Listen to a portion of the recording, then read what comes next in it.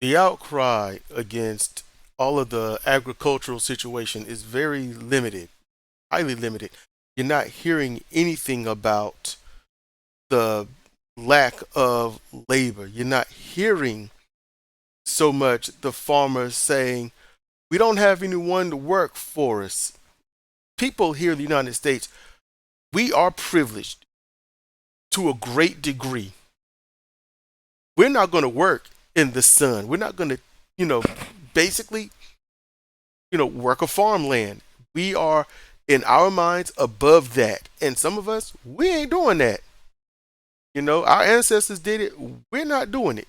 You ain't getting it from us unless we have no other choice. We'll do it personally. We'll even help people around our neighborhood, but we ain't doing it for a company. That's hey, thank y'all ancestors for that. But why are you not hearing?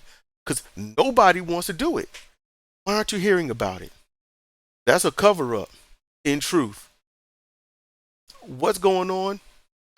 The Trump administration, Republicans in general, rounding up undocumented immigrants. Some documented, and some are actually natural born citizens of the United States of America, and they are deporting them. And it's all based on skin complexion and appearance. So farmers have lost a massive amount of workforce because of these roundups. In addition, some of these people that are working left the field because they knew they was getting picked off. Think of the original Planet of the Apes on horseback and they're chasing the humans down and just throwing nets on them. That's pretty much ICE. Except they're not putting them in labor camps. Technically, they were already in one. No, these people in ICE are putting them in real messed up areas. So the food that is supposed to be on your table will slowly become scarce. It's going to cost a whole lot more. And the problem is, all of your news feeds are geared to right wing. And I know that ticks you off, but just hear me out. Just think about this simplistically. If you take away labor force, farmers don't have workers, food becomes scarce, then you think, what administration is this under? And then couple that with people aren't thinking about workforce, labor force, field workers, agriculture. They think farmers. And when they think farmer, they think that person on the tractor tills everything, works the whole thing. Maybe they got a small family that help.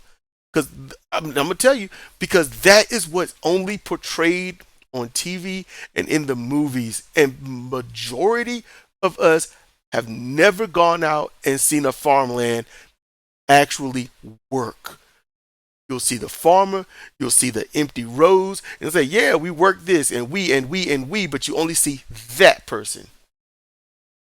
You don't get to see the hundreds of people in many rows working thousands of individual crops to pluck, pick, remove, and get, and usually throw away the bad ones. And sometimes they might be able to keep some for themselves to help their families, but they don't get paid much of anything. They really don't. But no one sees this. So they just think there's a farmer, there's a tractor, get that to my table. What is the problem? That's the issue. And that's why no one is doing an outcry. That's why there's no one saying, well, what is going on and why is it still going on? Why can't you just reverse this? And it's gotten so bad that the Trump administration needs to bail the farmers out, but the farmers are not, it's not going to sustain them. It can't. It will cover maybe 25% of their expenses. It's not $10 billion going to one or two farmers. It's going to a few thousand farmers. And they've got to use that to cover $250,000 tractor prices. They've got to get the seeds. They got to, one, if they got any labor, pay that. They've got to pay their home bills, mortgages, and everything like that. They've got a lot of bills. And the farmers themselves who went through this in the first Trump administration voted for Trump again to go through it for the second administration. So the sympathy for them, the empathy for them is nil. But we need them. This this is almost the perfect example of too big to fail. You cannot let the farmers fail. Help them at every step of the way because you, I, and others are not going in that field. Only immigrants are going to go into that field. And usually you got whole families in that field. We ain't going to do it. Somebody's got to do it. And they're going to do it. And we have elected people, Democrat and Republican, to send them away. And I'm going to ask you all, where is the logic in that? Where is it? We want the food on the table, but we send everything away that puts it on the table. So how do you get food on the table when you stop yourself from getting food on the table when your mindset is, I don't care, they're farmers, just do it. You have to be able to think past your own nose. In short, stop being so damn stupid. You know the information, you've got the information, I've laid it out nicely. Just sit back, chill, and be like, how do I get food if I send away the farmers?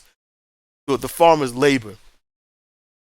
The farmer can't do it. The farmer can pick it up for his or her own family. But that's the end of it. How are you going to get food? If you got a car, you by yourself or you got your family, and you need McDonald's, Hardee's, Carl's Jr., or whatnot, or you need to go to Walmart or someplace to get groceries, and you say, well, we're not leaving, we're not driving, but we need to get food. How do you rectify that? It's the same thing. How do you rectify that? So hopefully, if you did, not only thank you for listening, but thank you for thinking.